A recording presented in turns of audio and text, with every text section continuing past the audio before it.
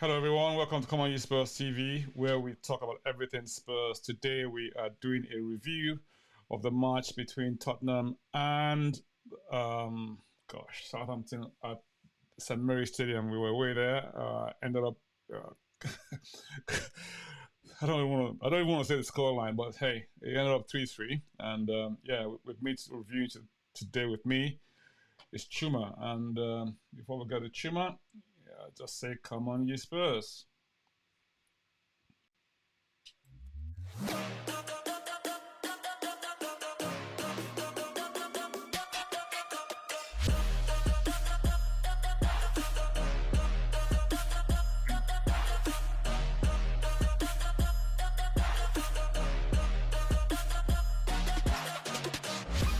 Time here. I urge you to subscribe to the channel.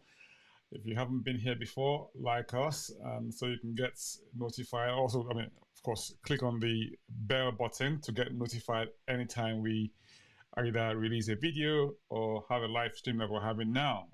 Today, we're live streaming post the Southampton Tottenham match at the St Mary's Stadium. Scoreline looks like 3-3. It felt like a bad body blow for Tottenham. Having gone 3-1 up in that match and ending up on the end of a 3-3 scoreline.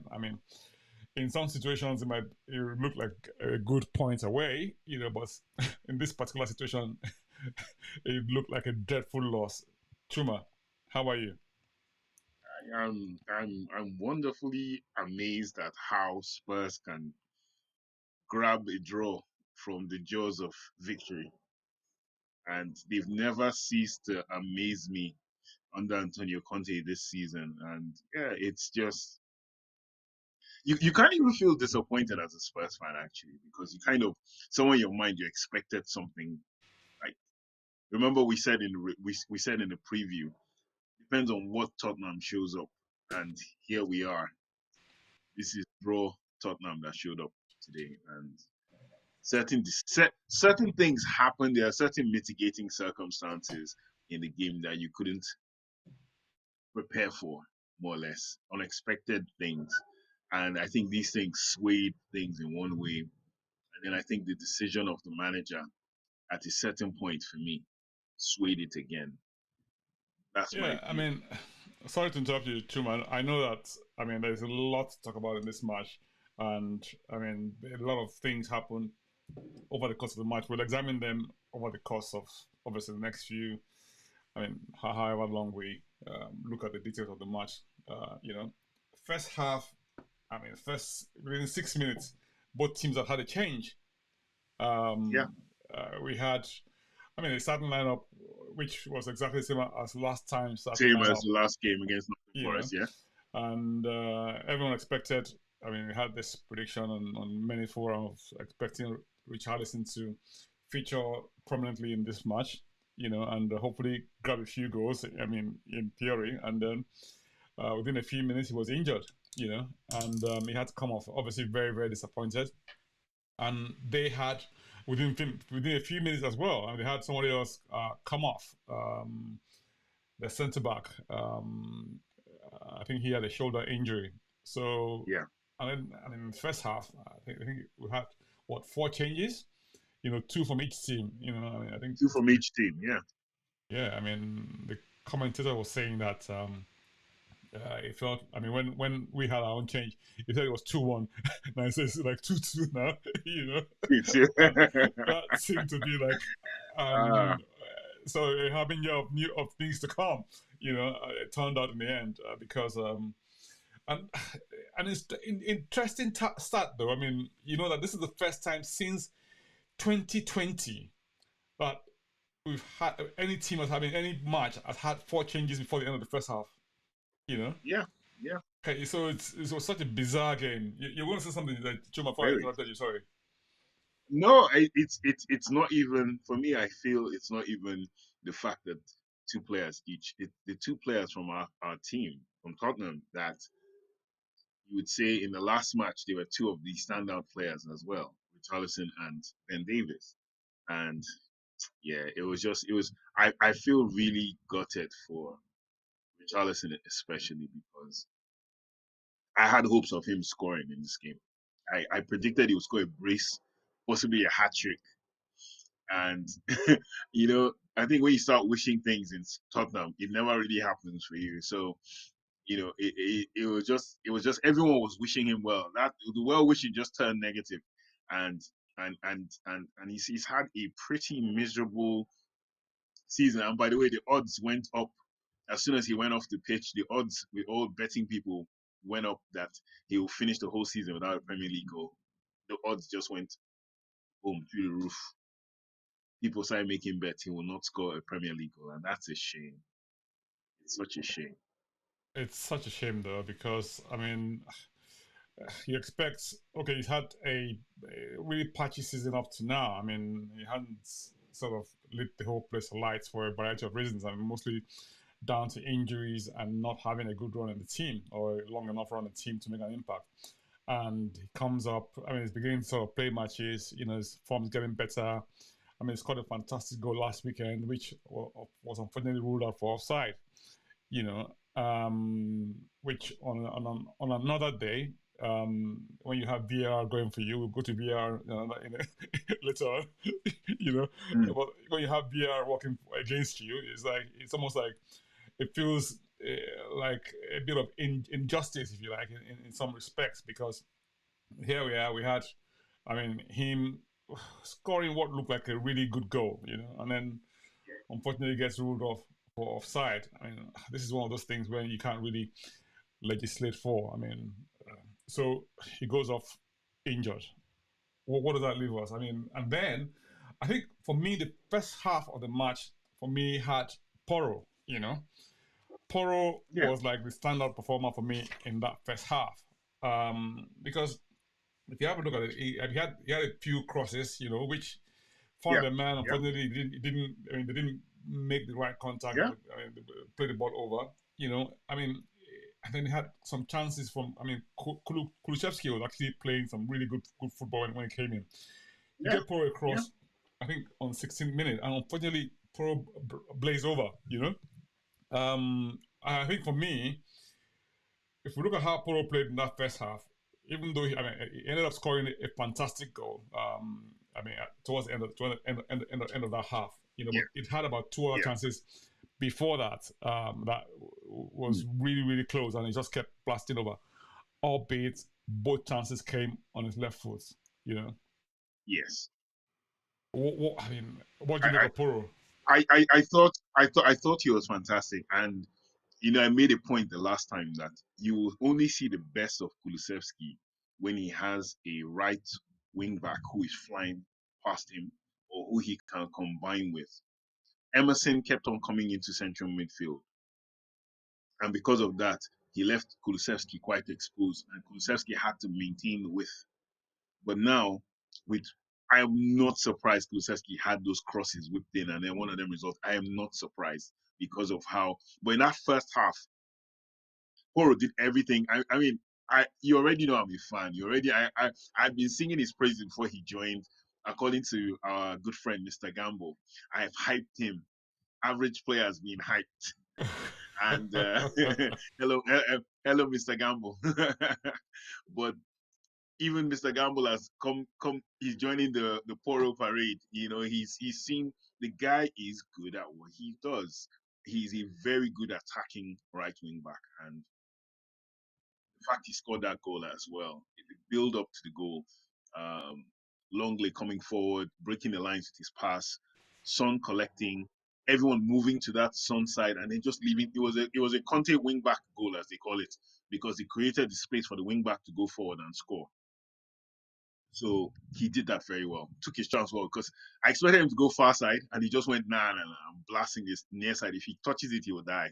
Kind of shot, and he just blasted that into the roof of the net. And I was like, 1-0. Up until that point, though, Spurs had like 7 shots on goal, none on target. They'd had like 4. So the first shot on target resulted in a goal. End of the first half. My mind was like, how are you going to come out the second half? And that was the key. How did they come out the second half? And they came out lazy.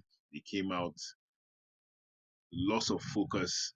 It was just it was pretty sad. It was pretty sad how they started that second half. I think that start to the second half was the tone, set the tone for what emerged at the end of the game. If they'd come out like with more passion, like their usual second half, I think they just felt we done a lot, and they just got sucker punched early. Theo Walcott, you know, and yeah, it was just annoying. It was It's an annoying. It's an it's annoying game, and it's hard to think.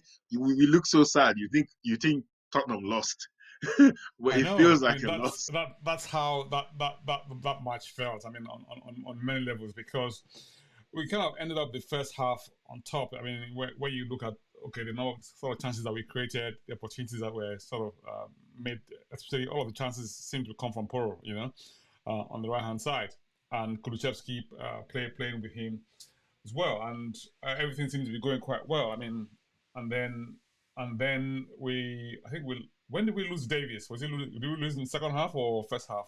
30, no, first half, 37 minutes. Yeah, so yes, we lost Davies. And then Perisic comes on, and of course, once again the rumors persist. Son didn't score. Perisic played. So I know, right? the conspiracy theory is if, still if giving you're more watching us fire. for the first time, this is Come On You Spurs TV, where we talk about everything Spurs. Like I said earlier on, we're reviewing the match between Tottenham and Southampton away at the St. Mary's Stadium. The match ended up 3-3. Leave your comments in the comment section below. We'll be happy to join in the conversation. I mean, obviously, if you want to sort of comment, we'll obviously have any questions, of course. Yeah, we'll be happy to respond. I've got a few thumbs ups. Thanks very much for that. Yeah, so um, it's the classic game of two halves. I mean, as we all know, the good old Tottenham play. I mean, we always have this very very good, very poor first half in most cases, and then we kick on in the second half. And a lot of people have said that it almost seems like it deliberates. As in we kind of almost like stop a lot in the tank, and then we let go when teams get tired in the second half. And it looks like it has worked well in many cases, but it didn't seem to have worked so well this time round. What happened there? For me, I thought they scored their goal. They were now on top. Spurs now regained control a bit, and then Kulusevski swung that ball in. Kane rose to meet it. 2-1. I said, okay, 2-1. Let's see if you can make it three and close the game. And then two became three. Yet again, a corner kick routine. And then Kulusevski swings out ball in again, same way. It breaks out, and Perisic, one time, volley, hit it into the ground, got the momentum off the ball. 3-1. That's why I left the game. I literally, as soon as it went 3-1, I stopped watching. I was like, cool. Let me go make coffee or something. I was like, nice. And I took my eyes off the game. I saw 3-2.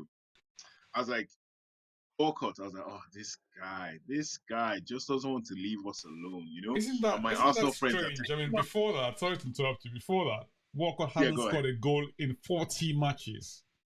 Yes, 4-0 yes, in almost three yes. years. Since 2021 was the last time he scored a It's goal. it's unbelievable. The guy is just a nemesis. He's one of those guys that when he retires, you'll be just happy as a Spurs fan. Just go. And he created the first goal for Shea Adams by outpacing Perisic and Longley in essence and laying it off. And it was just 3-2. I said, okay. It was a substitution of Kulusevski and bringing on Pape Matar. That irked me. Okay, I so understand why, again, but I understand why, yeah. but it still irked me because I feel with 3-2, you can either choose to close the game or they are coming out now, so you can counter and score. So you need a Kulusevski on or someone who can run. And Okay, I so felt, I think yeah. yeah, So I mean, people have this notion that I mean, with Mr. Antonio Conte, he has a defensive mindset, He and does. that seems to be maybe an Italian thing, maybe without being how much you got it stereotypical, if you like, But Italians are noted for their strong defensive tactics and very very strong, solid sides. Very difficult to break down, and that has been what you might call the nature of their play over the years, and it's worked for them brilliantly.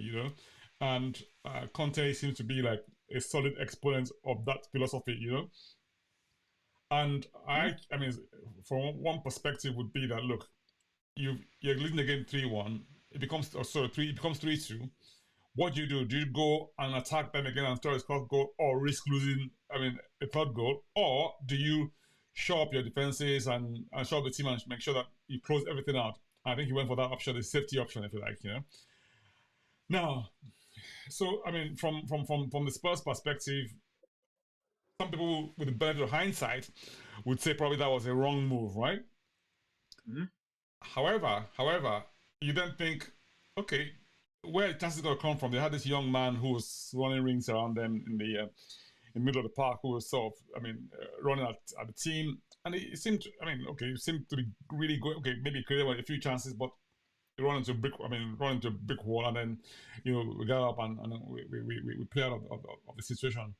So they didn't really create that many chances in that respect, even though they played okay. I mean, if you're a team that you're playing at home, you're you got you're 3-1 down, you go 3-2, chances are you got the momentum, right? Which Yeah. is not unusual. And you're fighting for your life, you're Yeah. fighting for relegation against Yeah. relegation. So Yeah.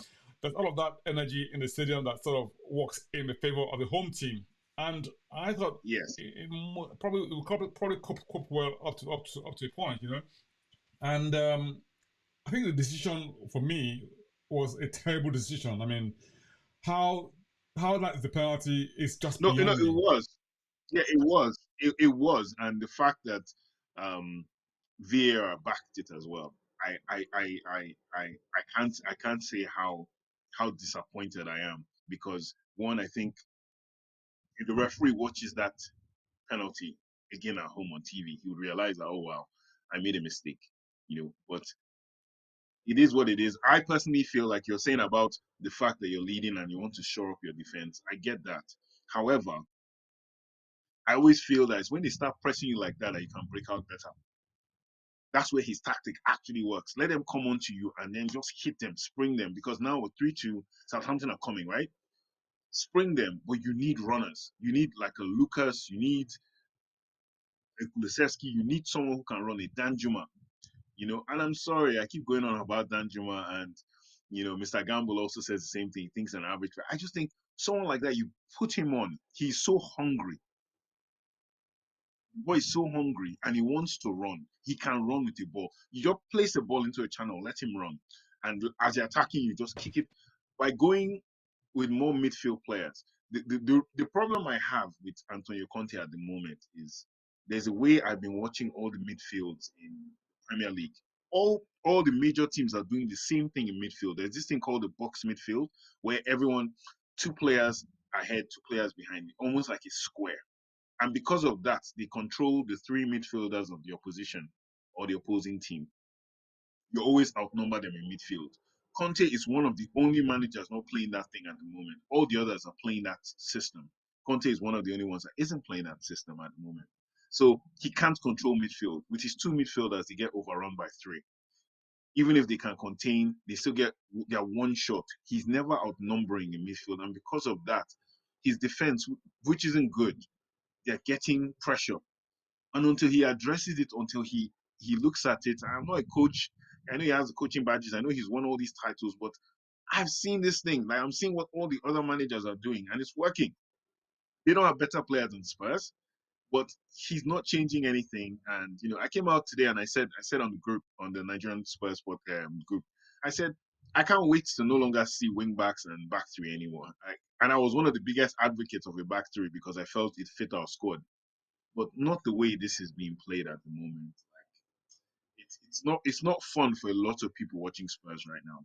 It's certainly not fun. I mean, Eric Dyer, sort of had an interview at the end of the match, and he said this. He said, "Look, sloppy mistakes. We lost possession easily.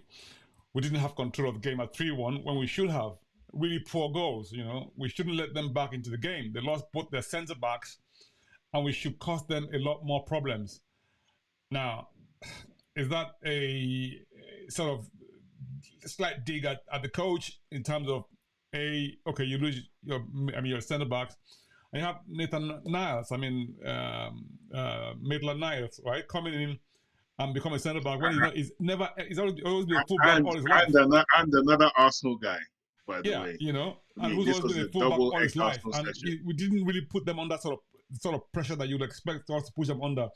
Given the fact that this is not their usual lineup, if you like, in that position, and which is such a crucial position, especially in this type of game. And for some reason, we just didn't sort of feel the need to sort of put them under the sort of pressure that they think they should have put them under, which is a bit of disappointment. And he kind of, spot on from that perspective.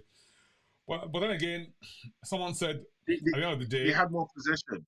They had more possession. Like Southampton were passing the ball around us, and this is the huge thing we've been talking about all year. We've been saying the same thing back and forth. It's like there was an interview with Louis Saha of Manchester United, ex-Tottenham, Fulham, and Louis Saha said Tottenham do not have players who are effective on the ball. And when I saw that headline, I beg to differ. I believe those players can play with the football. They've been playing all their lives in footballs. They can actually do all these things, but they are not being instructed to. And the minute they get the ball, it's like a hot potato that they lose, and then the team gets it. For Southampton to be stringing 1-2 touch passes, come on. Like, it tells you everything. Spurs get the ball, and Spurs are trying to, as quickly as possible, break a line and all this, like the pattern stuff. Like, I get it with Conte, but honestly, I honestly can't wait to the end of this season. I honestly can't, and it's really sad. And I compared it to a time, the only time I felt like this, and in fact, the last time I felt like this was at St. Mary's, and this was in 2013-2014 season, the season before Pochettino. We went to Southampton and we won 3-2, but Southampton outplayed us. We beat them 3-2. But at that point, I looked at Southampton, I looked at us, and I said, these guys are playing better than Spurs. It was the same thing, but this time, Tim Sherwood was playing 4-4-2. Once again, another manager that was tactically out of step with what everyone else was doing. He was playing 4-4-2. Everyone else was playing 4-2-3-1 or 4-3-3 and killing. And he now pigeonholed Eriksen as a right winger, Lamela as a left or Chad. And I looked at this guy and I said, these guys are killing you because you have too much pride in your formation. This is Sherwood, not Conte. Well, fast forward, and I'm saying the exact same thing about Conte. Like, everyone knows that you're going to give the ball to Son. Everyone knows that Son is going to look for Kane. Everyone knows that Kane's going to drop deep. Everyone knows Son's going to go on the run. Like, you had no other variation, nothing else. And I just looked at it, and that's the story of Spurs this season. And it is what it is. So, you think Tottenham are going to let go of Conte at the end of the season, or is he going to stay? I think they've already decided that he's gone. That's just me. But the way he's talking in the press conferences is like he's staying. But I think mainly because of the fact that the board do not want to go through another year of a manager criticizing them or taking jabs at them the way he does. He would have stayed on a normal basis, but those jabs he's taking, they're going to get worse in another year and a year after that. I think they've decided to let him go. I think they're going to get a front foot proactive man. They're going to go back to their roots. I actually think it would be a mistake to let Conte go, even though I'll probably be, a minority in this sort of point of view. And the reason I say that is this, right? The teams that do really well over time, right? They don't chop and change managers ever so quickly.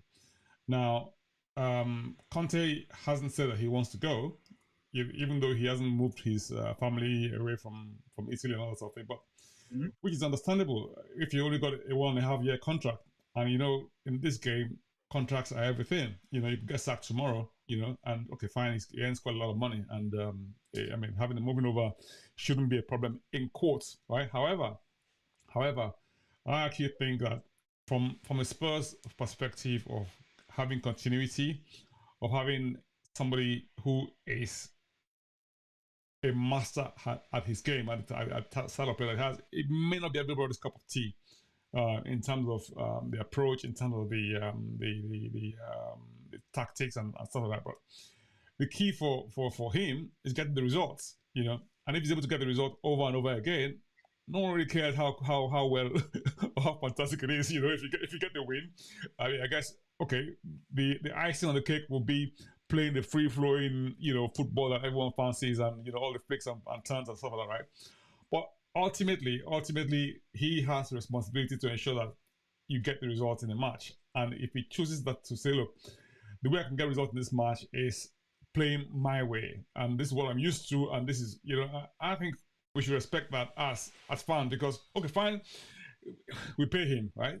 Fine, and I mean, when I say we pay him, I think the club pays him, and obviously fans always feel this club ownership thing when it comes to the voice being heard and stuff like that. But ultimately, I find that managers always struggle in this field, especially when results are not going your way. I mean, today's match is a classic example of if anything will go bad, it will. You're leading 3-1. I mean, for all intents and purposes, the game wrapped up, right? Okay, they score one goal. You think, okay, fine, we'll hold out and it'll be fine. And they get a bizarre penalty. All of a sudden, I'm thinking to myself, so if that penalty hadn't been given, right, and we went on and won that match, what would people have said? I'm hearing things like Conte out. Conte go back to Italy. I mean, I'm thinking. I don't know, but it's time for him to go. I'm thinking, really? I'm Conte out. I'm Conte Okay. out, but I'm Conte out for a different reason. But I'll go back to your earlier points. Yes, you're right. It's a result-based business. However, the part about playing free-flowing attacking football is this: at this moment in time in world football, free-flowing attacking football is winning. It's winning everything. The top 5 leagues. Who are the teams leading? PSG, Bayern Munich, Barcelona, Napoli, and Arsenal, Man City, or Arsenal. Everyone's playing free flowing attacking football.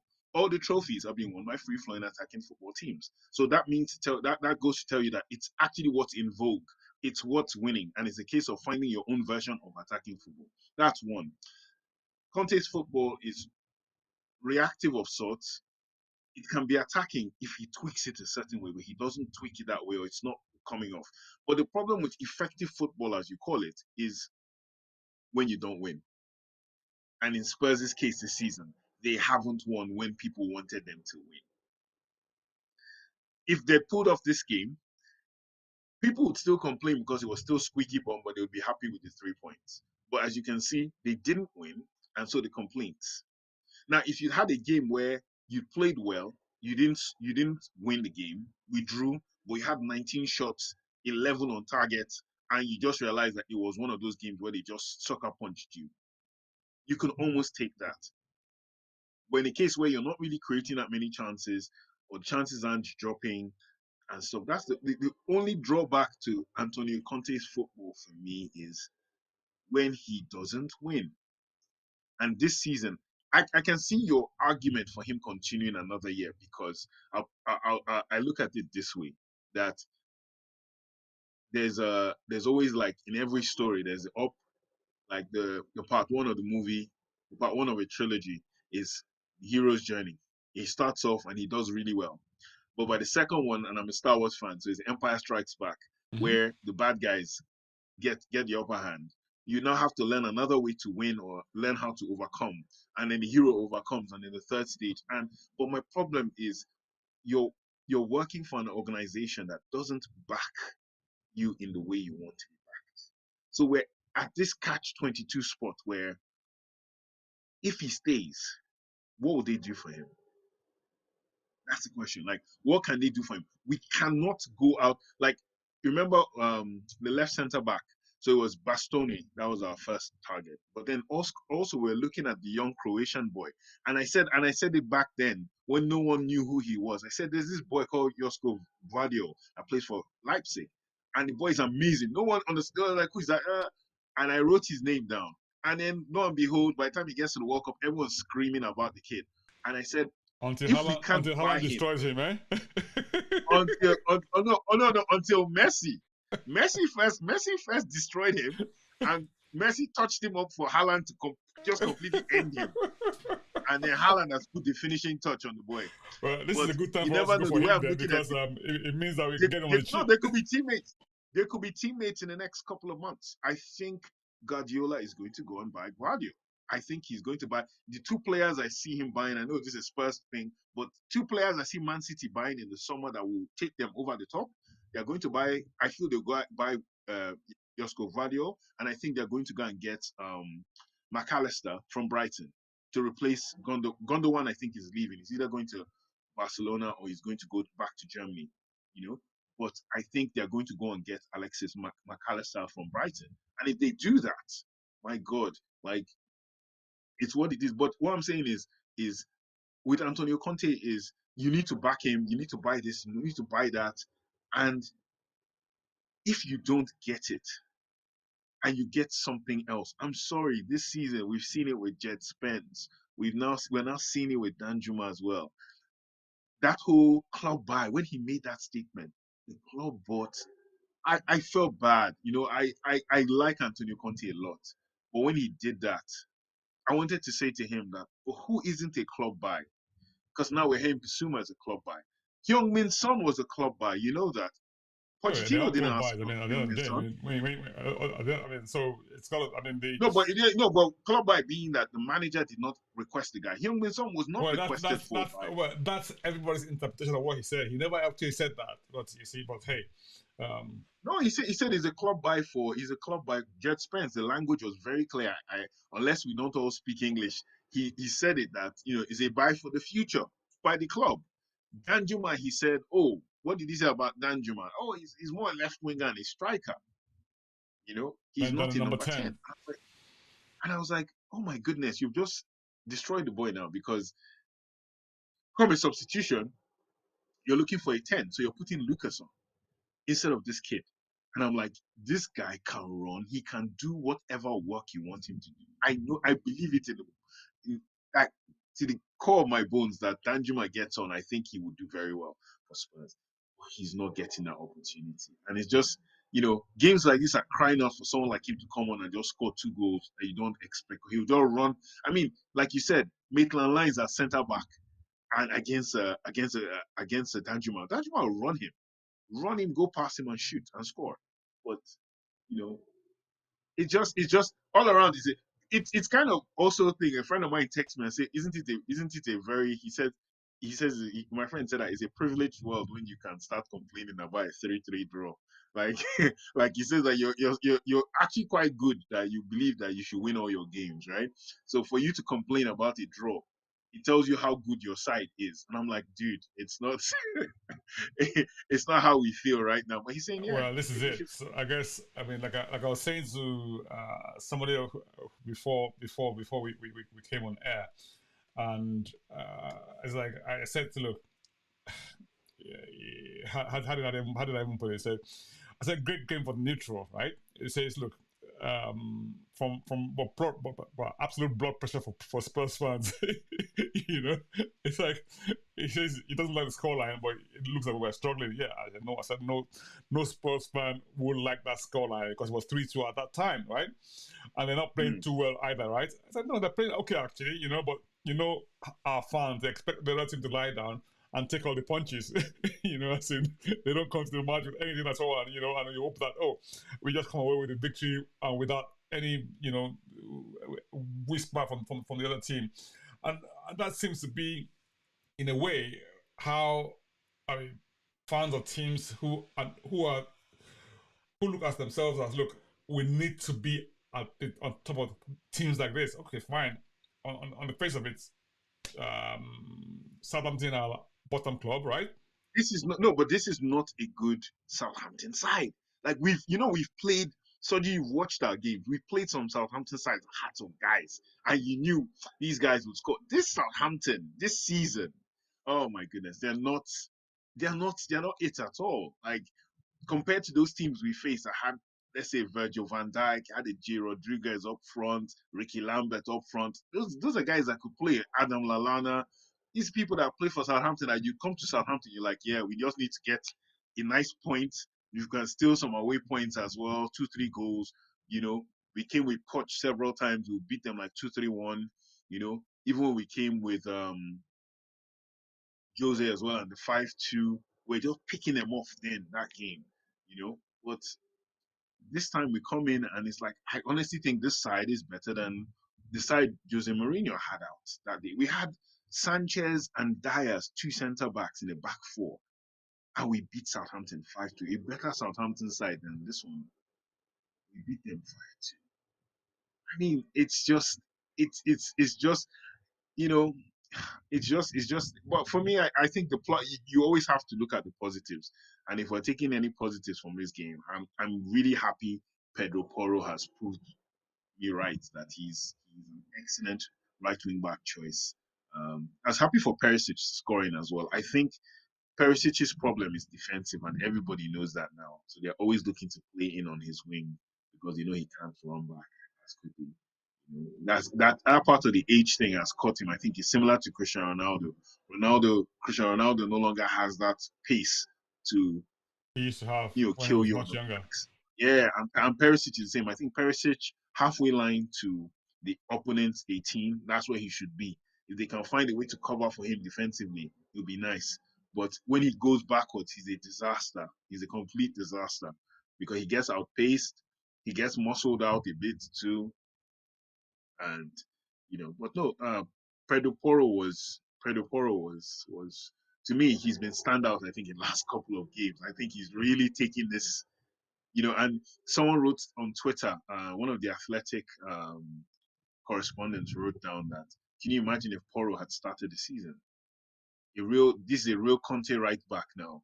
He scored in the first how many games now? He's hit crossbar free kicks. The guy you can tell he's a goal scorer. He's a guy imagine if this guy had started the season, how much more different it would have been. And we were flying in that start of the season. So, you know, it's, and a welcome return for Kulusevski, by the way.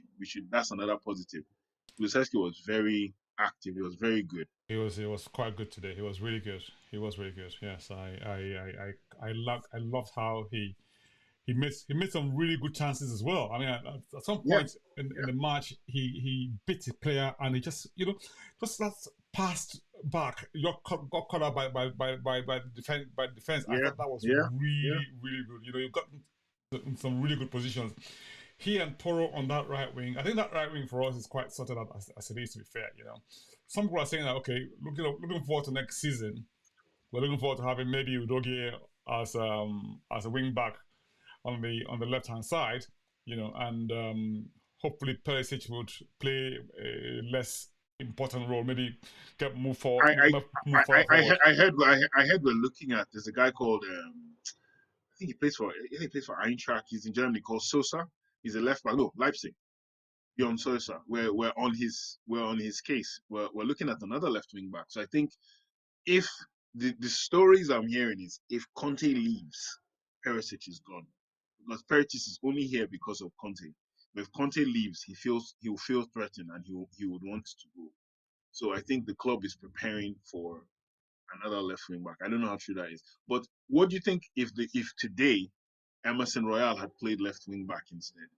Would that have made defensively, that would have made more sense for me. Take off your Perisic, bring on Emerson Royale, and tell him to be more defensive and physical on his side. Do you Yeah, I think that mean, would have worked out? maybe it would have worked. I thought that if he was going to make any changes earlier on today, I think it probably was a little bit. His changes were kind of how much to put it now with the way the match progressed, right? Forced. First, he had to make a first change with Richarlison and Kulusevski, right? Yeah. So that's kind of maybe limited his options in terms of bringing people like Danjuma on down the line, And given where we were in the game when he made those changes, right? I think if he had brought on Danjuma, who would have taken off in place of Danjuma? Perisic? No, because he needed someone. He needed some sort of defensive cover, Yeah, right? so yeah. So he then sort of look at the options available. Okay, fine. You want to sort of show up the that sort of defensive line. What do you do? Do you bring on someone like what's his name, Mora, and then you get accused that, oh yeah, you're leaving Benjamin on the bench and bringing on Mora. You know, so it's, even though Mora has he still does it. I mean, he does. I mean, what's my call? Tracking back. He's very good with. I mean, he can even play wing back as well. You know, he's been tried in that position somewhere during the season. But so I thought they had a bit of a difficult task at that point. I had to make changes. What changes we have made? Okay, fine. I mean, so that was the unfortunate side of it. I heard people, some, I mean, I don't know who said that, but some comments about, oh, Sa should go back to the reserve. I think to myself, who does that? I mean, he made one mistake. Even though, if you look at the way that penalty was, in quotes, given away, because he didn't even see the guy. You know, he was trying to clear the ball. The guy came and almost like put his leg there, if you like. You know, so it's like there was nothing he could have done. I mean, from that position. So Yeah, no, true, true.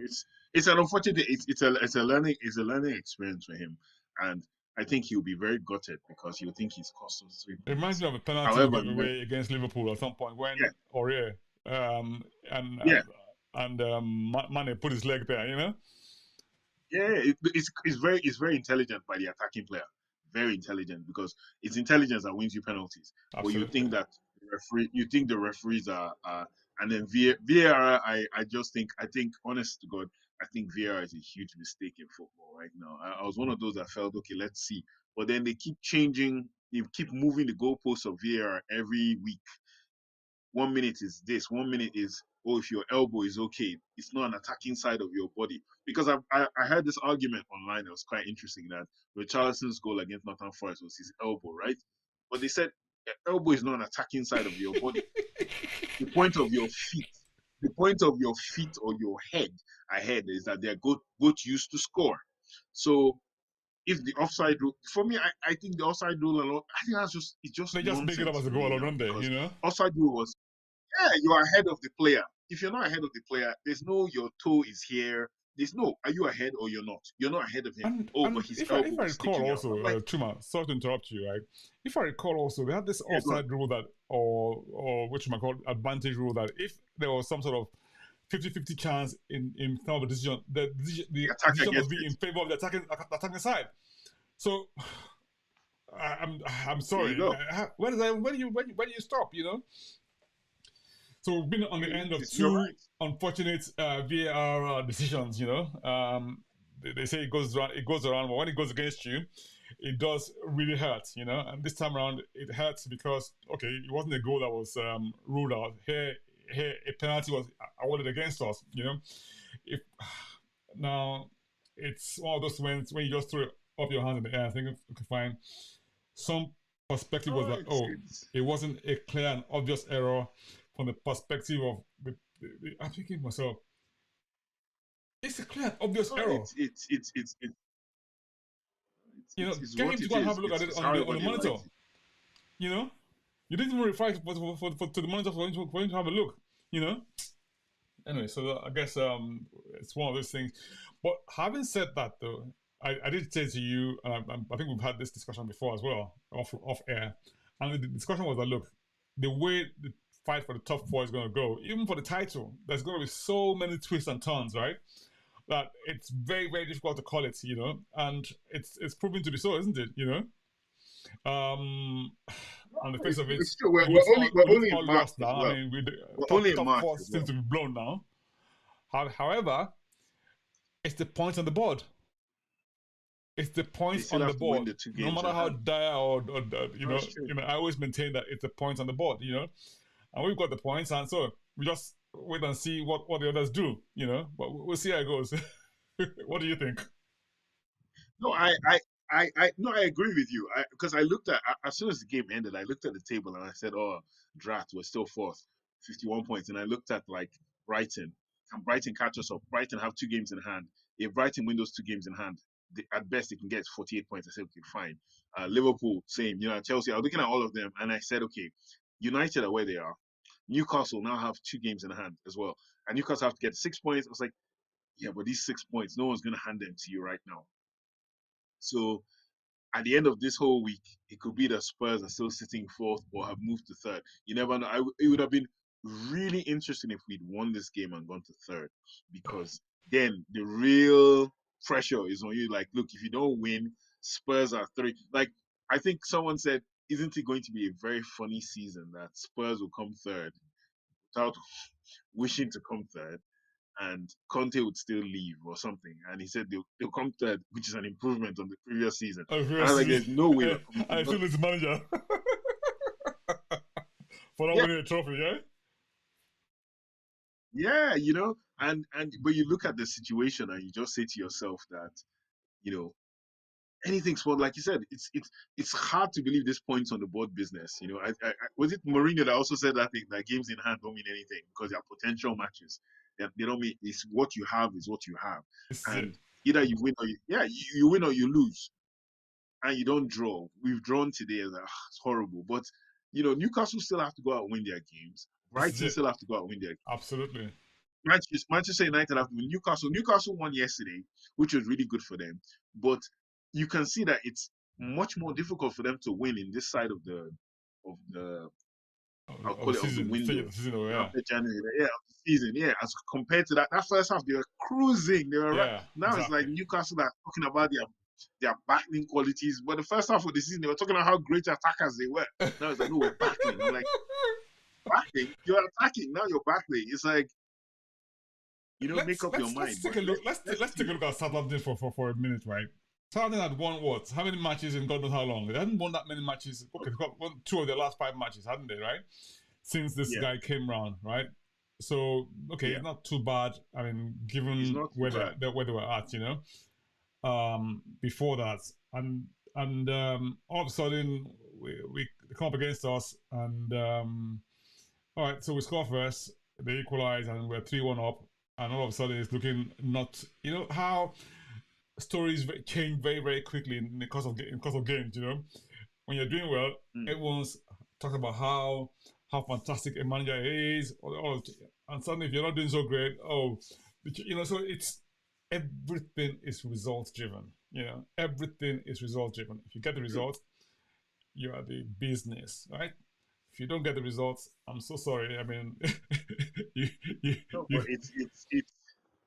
I just checked the table now. Like, if Arsenal win their game in hand, they'll be 20 points ahead of Spurs. oh wow, And I think that's the real problem with this season for Tottenham fans. It's not necessarily how well we're playing, how bad. It's just looking up and seeing Arsenal. And Arsenal 20 points. And it's 20 points. I was talking to my cousin who's an Arsenal fan today. And I said to him, it's not the fact that you guys are, it's the fact that this isn't the greatest Arsenal side. With all due respect, I think even Wenger had better players in certain seasons than what I'm seeing now. I say, but it's just you guys have done the right things. And a lot of people will now point to your point about giving Conte time and saying, look at Arteta. Arteta money, like this time last year, what were we saying? The fans, some Arsenal fans who are now all backtracking, they're revising history. They're the ones calling for him out. I remember all of them. I told them, look, I have receipts on all of you. You guys are saying he's useless, he's this, he's that. Same as we are, because I'm there as a Spurs fan against Conte at the moment. But my own Conte out is, you're not going to get what you want here. Arteta got Edu and him are in sync as director of football, and Edu is going for Arteta's targets. Arteta tells you the name of the player, and he goes for the guy. That's completely different to what's going on here at Spurs. Um, I don't know if Conte is telling the name of the player and they can't, you try to get Bastoni and they couldn't. They've tried to get certain players. Delofeu, they've tried, it didn't work. So take this one as a substitute. And I think that's the problem. It's either you don't get him anybody or you get him what he wants. And I don't think he'll get what he wants. And that's why I'm like, so that's why I'm Conte out. I'm Conte out not because I don't respect the guy, not because I don't think his methods can work. I just don't think his methods work really well in England, especially if he doesn't get what he wants. And I hmm. don't think Enoch and Daniel Levy will give this man what he wants. So what's the point continuing this relationship? Keep your comments coming in. If you're watching us for the first time, if you're here, this is Common You Sports TV. We'd love to hear from you. Join in the conversation. Yeah, well, we lost 3-3 at Southampton today. um, yeah, Let me April, let me that's hard. so let me read out a statement. Antonio Conte has put out a statement. I don't know if you've seen it. It's trending, right? Let me read the statement out to you. Right. He said this. We are 11 players that go into the pitch. I see selfish players, players that don't want to help each other and don't put their heart. I see only 11 players that play for themselves. They are used to it here. They don't play for something important. They don't want to play under pressure. They don't want to play under stress. Tottenham's story is this: 20 years, there is the owner, and they never won something. Why? Oh, wow. Really?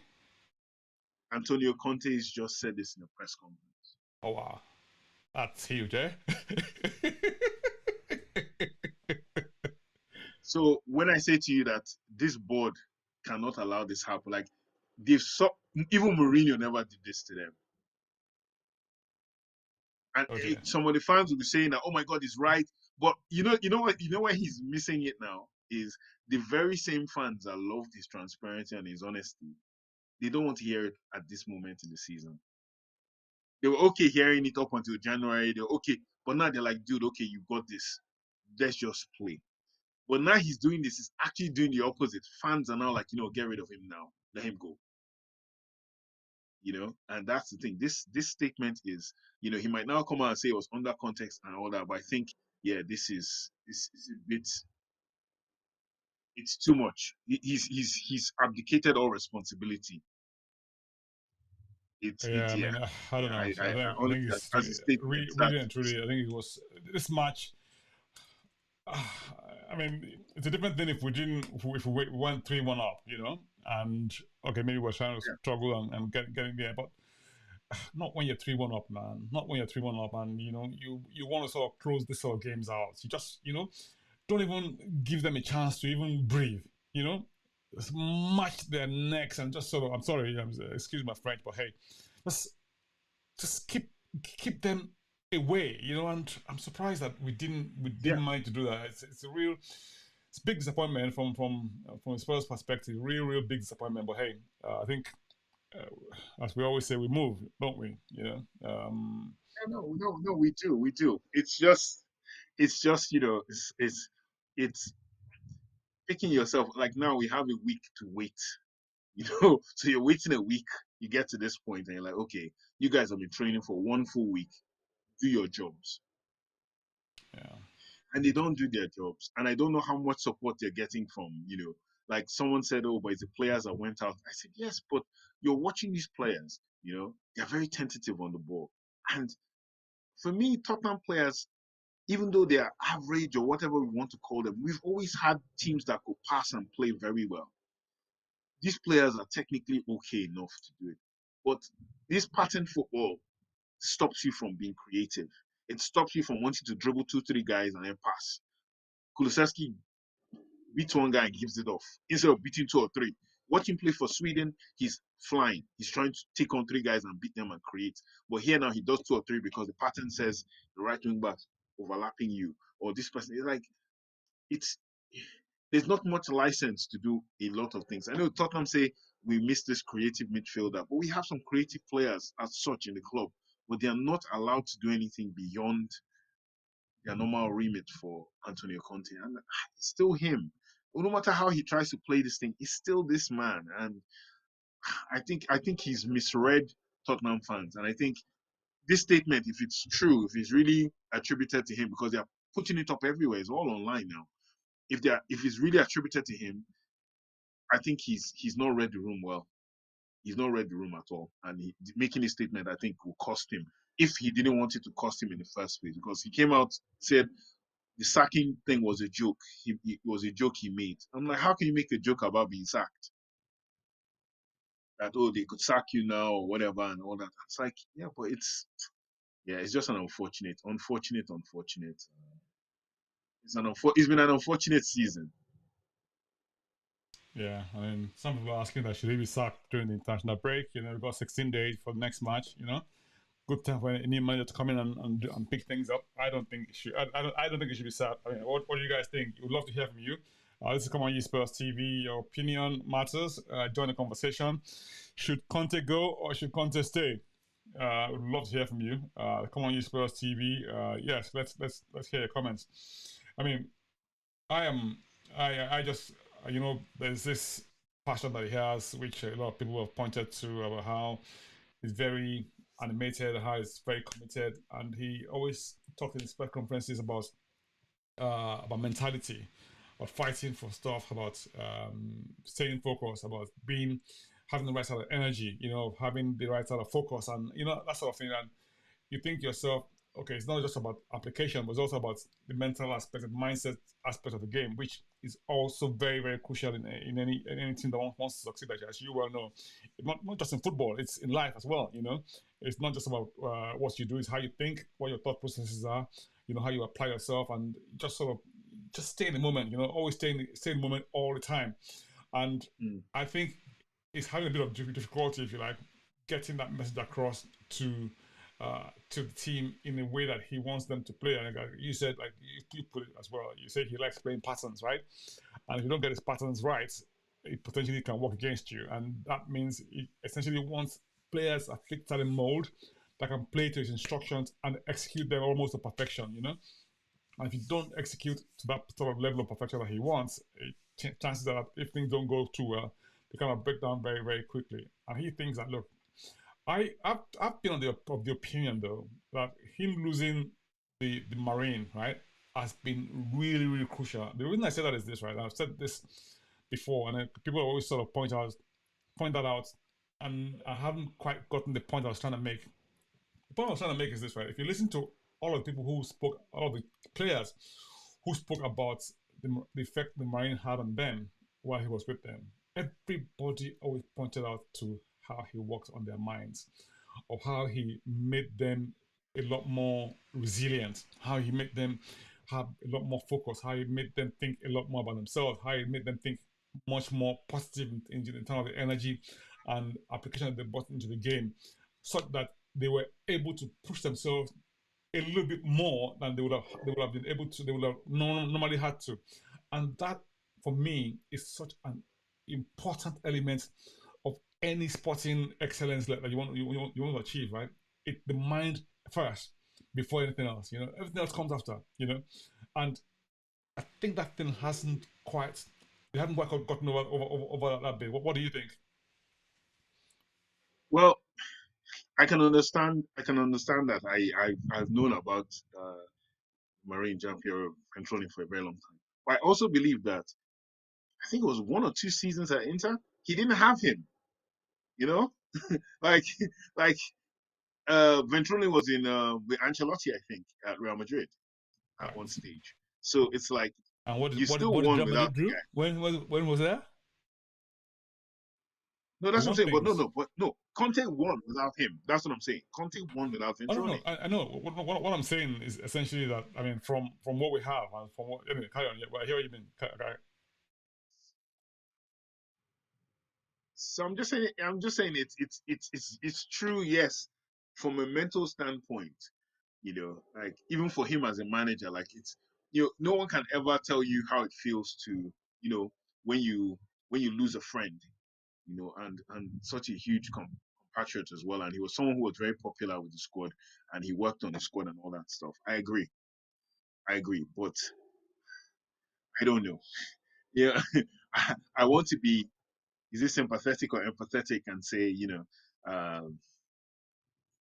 loss of his friends. He's lost 3 people in the space of a year, more or less, in his life. His former coach, his friend Viali, all that stuff. Sinisa, Mihailovic, people like that he was cool with and he knew. So it's such a huge thing for him. But it's like, and then the sick, the gallbladder surgery and all that. I agree, but you know, I'm I'm a football guy, and for me, it's just I had this boss when I first started working that always said this. He says you can either make money or make excuses.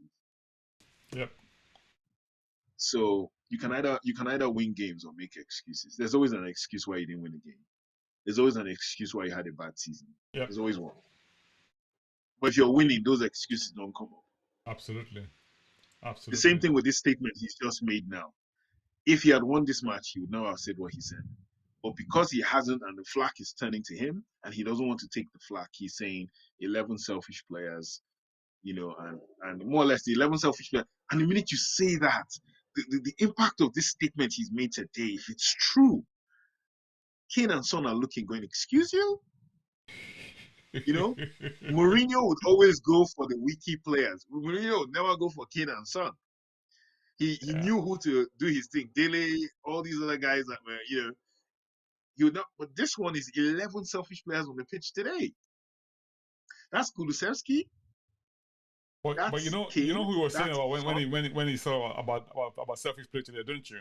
I think he's got to be Kane because there were two, in fact, three instances when Kane Kane had. and Son. No, I think it's Kane and Son. Kane and Sorry, Son. I think this is him that told them. I think his son as well. I think it's two because of I them. mean there was times Kane and Son. when he had the chance to pass the ball, and he just, I mean, that was. Honestly, anyway, so that's, I guess he's right in a way, but at the same time, it was also not a good way to go.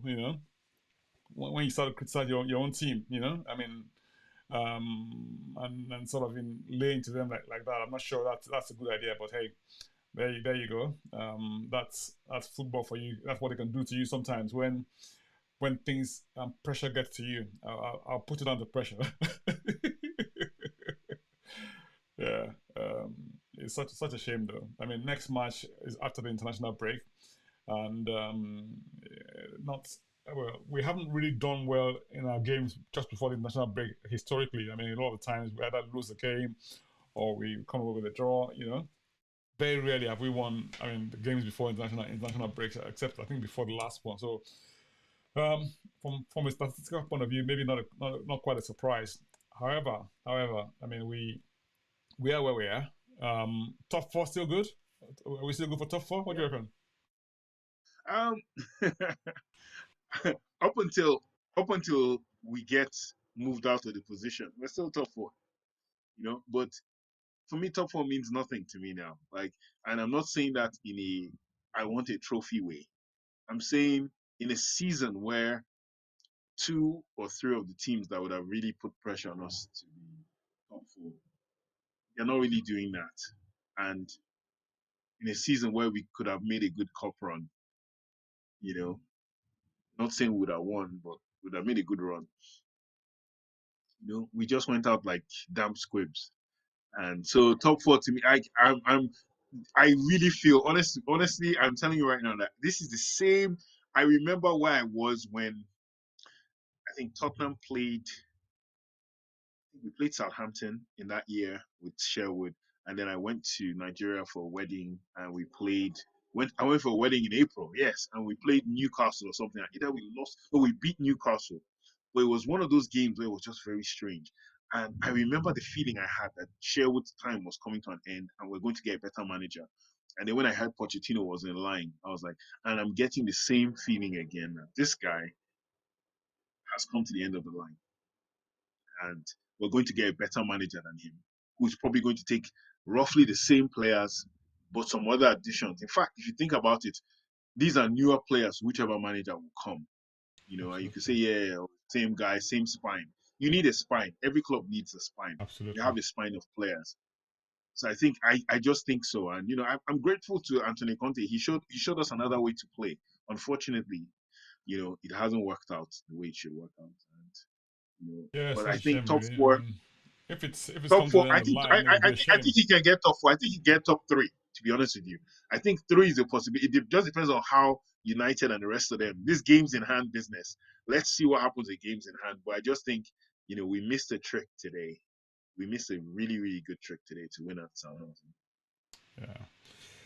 Thank you so much for joining us on Come On Esports TV. It's been an absolute pleasure, Chuma, and as always, it's been fantastic. But we didn't quite get the outcome we were looking for today. But Yeah, the nature of the base is such that every time you make a prediction in this game, it just turns out and they kind of shoot you in the in the proverbials. You know.